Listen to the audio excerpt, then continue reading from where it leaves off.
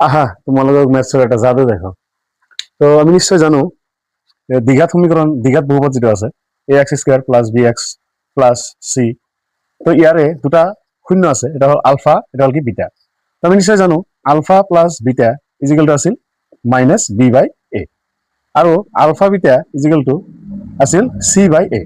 এবার কথাটো হল আমি জানো নেকি এইটো 1/α + 1/β, তো ইয়াৰ মানটো কিমান হ'ব, মানে ইয়াক তুমি শৰ্টলি কেনেকে কৰিব পাৰিবা। তো ইয়াক কৰিবলৈ হলে তোমাক ডাইৰেক্টলি কৈ আছো, এইটো হ'ব তোমাৰ কিমান -b/c। তো কেনেকে হল অলপ লক্ষ্য কৰি চোৱা। তো ইয়াক যদি তুমি এনেকে লিখা লসাগু যদি লোৱা আলফা বিটা, তো এইটো কৰিলে তুমি কি পাবা আলফা প্লাস বিটা পাই যাবা। তো এইটো যদি কৰা তো কি হ'ব তেনেহলে আলফা প্লাস বিটাৰ মান তুমি কিমান পালা ইয়াতে -b/a, আৰু আলফা বিটাৰ মান কিমান পালা ইয়াতে c/a। যদি তুমি কাটি দিয়া এ কাটি দিলে কিমান আহিব এনসাৰটো -b/c আহিব। তো আমি শৰ্টলি এইটো কেনেকে মনত ৰাখিব পাৰো 1/α + 1/β = -b/c। তো ভিডিওটো ভাল লাগিলে লাইক কৰিবা আৰু আমাৰ চেনেলটো সাবস্ক্ৰাইব কৰিবা।